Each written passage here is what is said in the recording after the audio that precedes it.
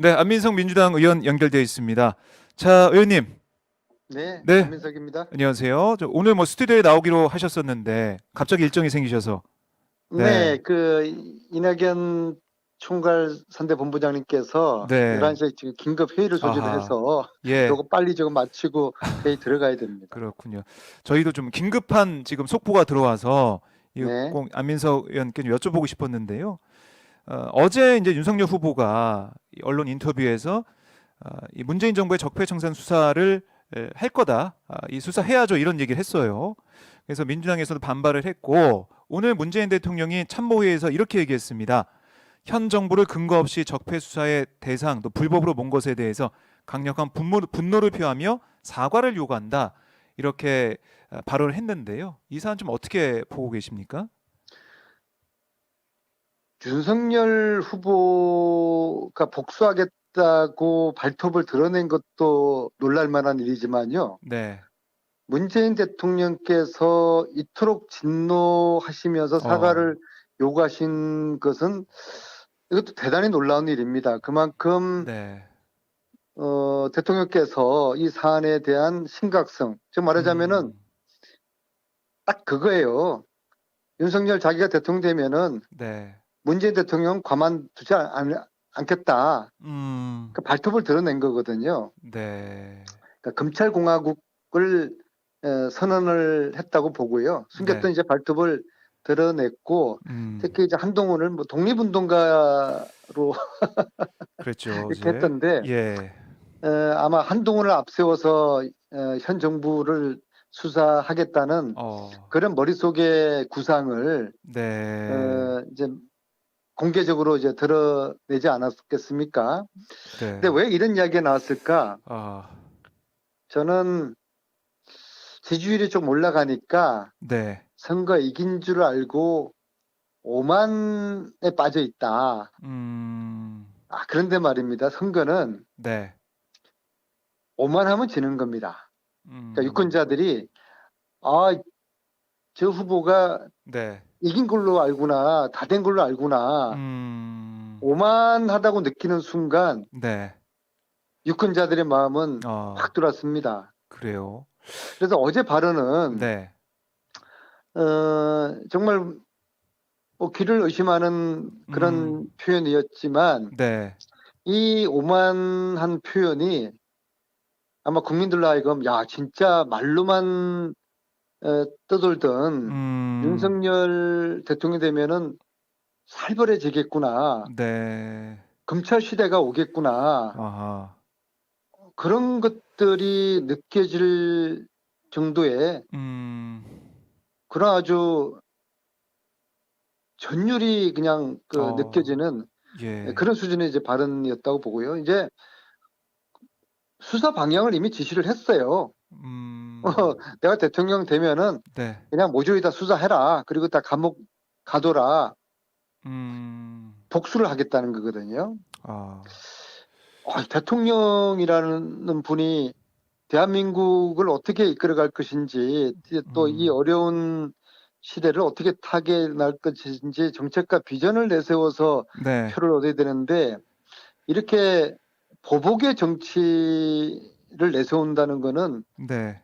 굉장히 위험한 것이죠. 아마 근데 나름대로 계산은 있었을 거예요. 음, 지지층을 결집하겠다. 한 지신결집. 30% 정도의 윤석열 지지층은 네. 이 복수를 갈망을 하는 음, 뭐 MB 박근혜 가뒀으니까 네. 우리도 복수를 하자. 한 30% 정도는 그렇다고 보는데 네.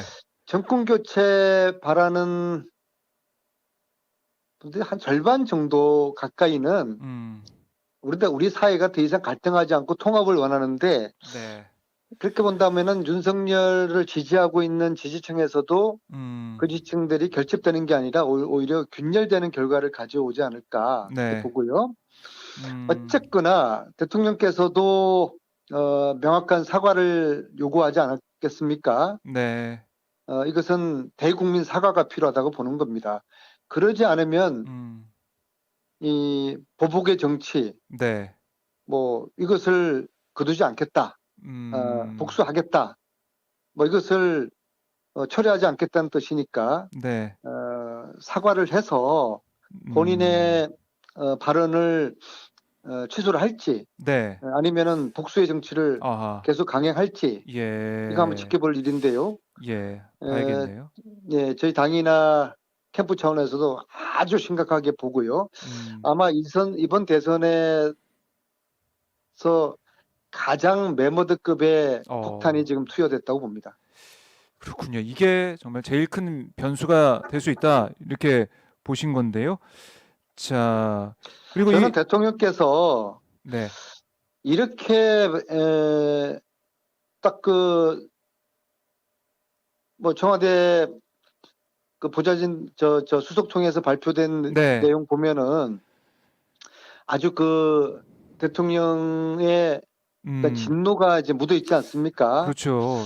정말 이렇게 진노하신 적을 뭐 보거나 들은 적이 없습니다. 그러니까 이게 정말 매우 이례적이지 않습니까? 이게 어떤 배경이 있을까요? 이렇게까지 진노를 해서 분노를 표출한 배경에. 아니 이게 네. 문재인 대통령을 겨냥한 발언이지 않습니까? 구 정권의 뭐 적폐를 청산하겠다고 하는 거는 네. 그 청산 대상의 타켓은 네. 대통령이 될 수밖에 없는 거 아니겠습니까? 그러면 본인이 검찰총장 시절에 했어야 될 적폐 청산을 하지 네. 않고 우리 촛불 국민들이 요구하고 기대했던 그 역할은 방기하고서 네. 본인이 검찰총장 시절에 못했던 일을 하지 않았던 일을 자기가 대통령이 된 다음에 구 정권에 대한 적폐 청산을 하겠다? 이것은 자기 부정이고 네. 앞뒤가 안 맞는 겁니다. 앞뒤가 안 맞는다. 이거 윤석열 후보 입장에서는 지금 계속 해명 나오는 것은 원론적인 얘기다. 문제가 있으면은 수사하겠다는 거지. 그러니까 이게 정치 보복이나 어떤 표적 수사로 해석되는 것을 경계하는 모습은 어제 또 보였단 말이죠. 정치라는 거는 말로 하는 전쟁이지 않겠습니까? 네. 말 한마디에 따라서 국민들이 받아들이는 느낌이 틀리단 말이에요. 특히 대선을 한 달도 안 된 시점에서 네. 이 문재인 정부를 심판하겠다, 적폐청산하겠다. 이건 너무나 무서운 이야기죠. 네. 이게 이런 정치가 이런 공포의 정치가 지속된다면 이것이 네. 현실로 나타난다 그러면은 이게 이제 과거 정권만 수사하겠습니까? 국민들은 무서워서 이게 이제 과거 정말 우리가 MB 박근혜 정권을 늦게 체험하지 않았습니까? 네. 그거보다 훨씬 더한 그 당시에 저희 국회의원들도 MB 시절에는 네. 핸드폰 2개, 3개 갖고 다니면서 도충 당할까봐 좀 떨었고 뭐 말조심했고 네. 저희 국회의원들 그랬거든요. 근데 제가 볼 때는 MB 시절보다 네. 더 공포의 시대가 되지 않을까 그런 걱정이 되는 거죠. 네. 근데 이준석 대표는 오늘 이 문재인 대통령 발언에 대해서 선거 개입에 해당한다 이런 또 주장을 펼치더라고요. 이런 이준석 대표 주장 어떻게 보십니까? 그것은 뭐 대꾸할 가치가 없고요. 네. 이 선거 개입이라 하면은 가령 이재명 후보에 좀 유리하고 네. 윤석열에 불리한 그런 것들이 의도된 그런 메시지를 던져야 되는데 네. 이것은 현 정권 대통령에 대해서 어떤 수사를 하겠다는 메시지를 던졌는데 이것을 대통령이 가만히 계시는 게 오히려 더 그거는 어색하고 더 이상한 거죠. 뭐 대통령으로 입장에서는 여기에 대해서 네. 묵과할 수가 없지 않았겠습니까? 예. 그러니까 이게 지금 현직 대통령의 분노를 지금 국민들이 목격을 하게 된 거죠. 오늘 이제 입장이 이렇게 나오면서 직접 목격을 했는데 이게 앞으로 이제 여야 지지자들 표심에 어떤 영향을 줄지 이게 좀 중요해 보이는데 어떻게 좀 예상을 하십니까, 의원님은? 지금 이제 앞으로 남은 게 아직까지 후보를 결정하지 못한 네. 부동층, 음. 뭐 전문가들에 의하면 한 20% 내외가 될 거라고 보는데요. 네. 그 부동층은 뭐 보수 진보 그런 걸 따지는 분들이 아니기 때문에 네. 어떤 상식을 기준으로 판단한다고 했을 때 음. 윤석열 후보가 이야기한 이 쌀벌한 발언에 대해서 네.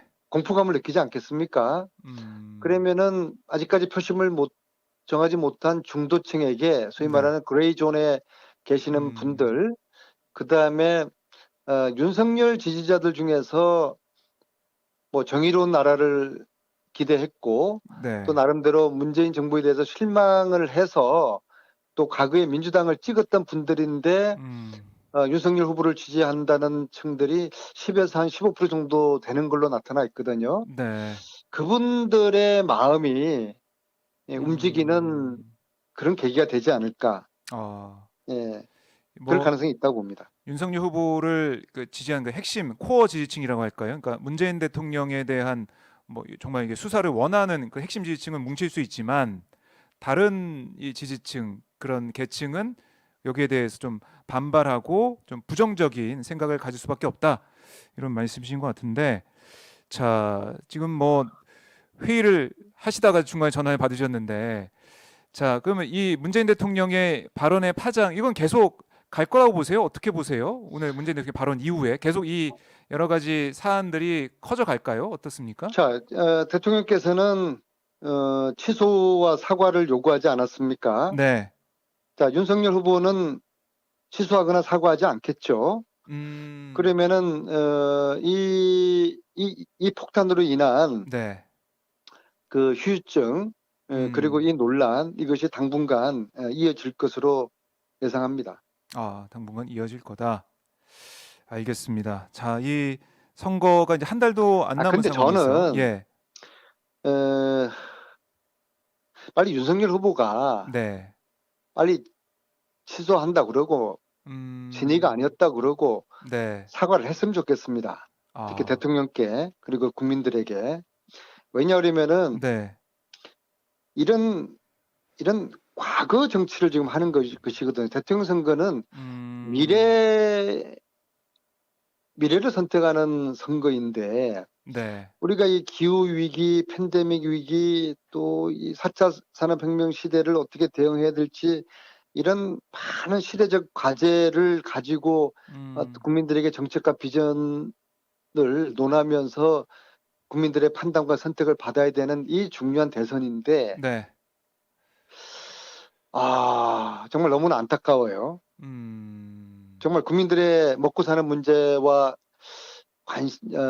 상관없는 이런 것을 가지고 네. 시간을 지금 우리가 쓰고 있지 않습니까? 음. 그런 생각이 들어요. 네. 어쩌면은 윤석열 후보 입장에서는 이 판을 어쩌면 더 키우려고 할지도 모르겠다. 어. 왜냐하면은 애초에 선거라는 게 준비 예. 안 되고 실력 없는 후보가 쓰는 게 선거판을 진흙탕판으로 만드는 거거든요. 그래야지 누가 음. 실력이 있고 누가 준비가 안 됐고 누가 유능하고 무능한지 네. 그런 거를 국민들이 분간을 잘 못하도록 음. 아주 진흙탕판을 만드는 것이죠. 네.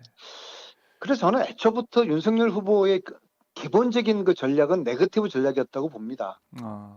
그러니까 끊임없이 어, 부정적인 음. 이야기들 쏟아내면서 네.